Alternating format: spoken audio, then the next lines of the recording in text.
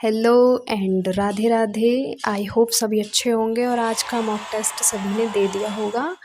तो या मैंने भी मॉक टेस्ट दे दिया है। आज है 28 मई 2025 और बताती हूँ मैं कैसा आया मेरा स्कोर इस बार, क्या है मेरी इम्प्रूवमेंट। आज का टेस्ट मुझे ठीक लगा क्योंकि मैंने रिवाइज़ कर ली हैं चीज़ें कुछ और मैं अभी रिवाइज़ कर रही हूँ और आगे का अपना सिलेबस भी कंप्लीट करते जा रही हूँ साथ के साथ। तो थोड़ी बहुत इम्प्रूवमेंट दिखने को मिल रही है। ऐसे ही करते हुए पूरा मैं जब सिलेबस कर लूँगी तो और इम्प्रूवमेंट देखने को मिलेगी। ठीक है, तो मैंने आज हिंदी में काफ़ी गलतियाँ करी हैं जो नहीं होनी चाहिए। बहुत सिली मिस्टेक्स हैं।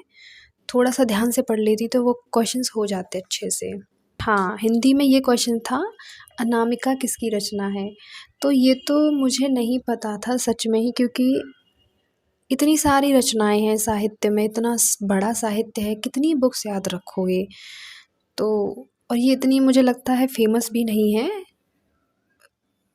देखो मुझे ऐसा लगता है, बट पता नहीं आप लोगों को पता हो, ये फेमस भी हो सकती है, बट मैंने इतना इसको नहीं पढ़ा है तो इसीलिए ये मुझे इतना मेरे माइंड में नहीं थी। तो ये मुझे दो चीज़ों में कन्फ्यूज़न तो थी कि सूर्यकांत त्रिपाठी होंगे या फिर जयशंकर।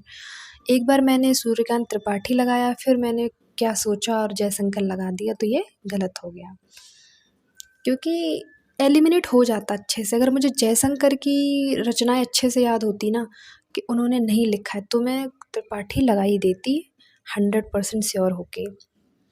और बहुत सिली मिस्टेक्स हुई हैं, जैसे कि ये है, माला फेरत जुग भया फेरा न मन का बेर, जो है तो मुझे पूरा याद नहीं है वो वाला। तो इसमें कौन सा अलंकार है ये पूछा है, तो मैंने इतना जल्दी पढ़ा था, उसके चक्कर में ना मैंने ये सोचा इसमें आवृत्ति हो रही है मन का और फेर ये मतलब कि वर्ण की आवृत्ति हो रही है, इसीलिए मैंने अनुप्रास अलंकार लगा दिया, बट है इसमें यमक अलंकार। तो ये इसलिए मिस्टेक्स हैं, इन्हीं से बचना है। जो चीज़ नहीं आ रही हैं वो तो ना हो, वो अलग बात है, जो आ रही हैं उनको भी गलत करना, ये आपको बहुत पीछे छोड़ देता है। और एक तो ये भी गलत हुआ था, विसर्ग संधि, विसर्ग और स्वर मिला करके या विसर्ग और व्यंजन मिला करके कौन सी संधि बनती है विसर्ग, मुझे वो दिखा ही नहीं ऑप्शन में, मैंने लगा दिया व्यंजन संधि। लो भाई, ये गलत हुआ है तत्सम तद्भव। इसमें ये था कि तत्सम होगा और एक तद्भव होगा, तो जो नहीं है संगत में, मतलब असंगत है, वो इसको टिक करना था, वो टिक करना था मुझे। और मैंने जल्दी में वो चीज़ देख ली कि हाँ ये इसका नहीं होगा, ये इसका नहीं होगा, बट उसमें सारे ही ठीक थे। यहाँ पे ऑप्शन का ऐसा खेल हुआ है, बस क्या था, उनको कर दिया था, क्या बोलते हैं इसको, इन्वर्ट कर दिया था। जैसे कि तत्सम है फिर तद्भव, बट उसमें एक ऑप्शन ऐसा था, पहले तद्भव था बाद में तत्सम, थे सारे सही, बस इसमें ऐसे उलटफेर हो गई थी तो दिमाग भी उलटफेर हो गया। और एक था अरुण का अर्थ नहीं है। अब देखो ये जो अनेकार्थी हैं एक बार पढ़ने से नहीं होते हैं, तो मैंने ये सिर्फ कल ही पढ़े हैं और एक दो बार फिर रिवाइज होंगे तो धीरे धीरे चीज़ें आने लगेंगी। तो इसमें मैंने प्रभात लगा दिया, आंसर है इसका सोना। और हाँ, जो पैराग्राफ था उसमें भी पूछा था कि पुरंदर, मतलब कि पैराग्राफ अच्छा आया है आज। हिंदी का जो पैराग्राफ है बहुत ही अच्छा है, क्योंकि वो गद्य का नहीं लग रहा है, पद्य का पैराग्राफ दे दिया है। तो ये आपका बहुत टाइम खाने वाला है, क्योंकि इसको पूरा नहीं पढ़ोगे तब तक आप इसका आंसर नहीं दे सकते, ये श्योर हूँ मैं। और इसमें ये भी था कि किसके बारे में बातें हो रही हैं, ना तो किसी देव का जिक्र है, बट है इसमें जो पर्यायवाची बना करके दिया हुआ है, जो है पुरंदर। तो पुरंदर मुझे कन्फ्यूज़न थी, पुरंदर या तो राम को कहते हैं या शिव को कहते हैं। फिर मैंने सोचा शिव ही होंगे, राम का मैंने इतना सुना नहीं है, तो ये मैंने गलती कर दी। अब वही है ना, कितना पढ़ोगे कितना, बट ये है धीरे धीरे सब पढ़ लेंगे जो सिलेबस में है। तो ये तो थी हिंदी की मिस्टेक्स। और बताऊं, जो कि जीएस में भी अच्छे खासे क्वेश्चन मैं कर देती, उसमें भी 4-5 क्वेश्चन ऐसे हैं कि जो आपको आते हैं वो फिर भी मैंने गलत करी है। जैसे कि ये बार-बार रिपीट होता है कि एफआरपी गन्ने का कौन डिसाइड करती है। तो मैं हमेशा ये इसको नाफेड लगाती हूँ, या तो मैंने अच्छे से इसका एनालाइज़ नहीं करा, इसीलिए मैंने फिर से गलत करा, क्योंकि इसका ये है CCEA, इसकी फुल फॉर्म मैंने याद नहीं करी, बट ऐसा ही कुछ है, कम्युनिटी और इकोनॉमिकल ऐसे करके है, बट इसमें ई स्टैंड करता है इकोनॉमिकल से। और एक ये है 1999 का खिलाफत आंदोलन, ये बार बार रिपीट हो रहा है। मैं हमेशा कलकत्ता और बॉम्बे में कंफ्यूज होती हूँ, बट इस बार मैंने अच्छे से याद कर लिया है कि बॉम्बे का अधिवेशन है। और ये भी मैंने गलत कर दिया आता हुआ जल्दी के चक्कर में, क्योंकि टाइम नहीं बचता। और हिंदी के जो जीएस के क्वेश्चन हैं उसके ऑप्शन बहुत लेंथी हैं। आप जब तक सारे ऑप्शन नहीं पढ़ोगे ना तब तक कर भी नहीं पाओगे, ऐसी इसकी जीएस है। इसके लिए इनफ टाइम होना चाहिए। तो मैंने जो सीवीसी है, सीवीसी नहीं सीआईसी, जो चुनाव आयुक्त हैं उनकी आयु पूछी थी, और ये मैंने पढ़ा हुआ है। तो 6 वर्ष की आयु तक होना चाहिए, या अपनी 65 वर्ष की आयु पूरी कर ली हो उससे पहले का वो लगाई जाती है। मैंने इसमें कर दिया था 5 वर्ष ऐसे होगा, और 65 वर्ष उनकी आयु तक। तो ये मैंने ऐसे गलत करा था। और एक ये बहुत छोटा क्वेश्चन है, इतनी बार मैंने ये क्वेश्चन पढ़ा है, बट ना कहते कितना पढ़ लूँ मैं, सारी चीज़ें ना ऐसे सारी की सारी ऐसे उलझ चुकी हैं। एक तो ये है सीबीआई कौन सी मिनिस्ट्री का पार्ट है, और ये मैंने पढ़ा है पर्सनल मिनिस्ट्री, फिर भी मैंने होम मिनिस्ट्री कर दिया। लैक ऑफ रिवीजन कह सकते हैं। और दूसरा है ये संघ सूची में विषय कितने थे, ये तो मुझे पता है, बट ना थे और है में ये बहुत अंतर है। ये छोटी छोटी चीज़ें अगर आप नज़रअंदाज कर गए तो क्वेश्चन आपका गलत होना निश्चित है। मैंने कर दिया था 100, बट 100 है प्रेजेंट में, थे में है 97, तो ये मेरा ऐसे करके 2.5 नंबर खा गया।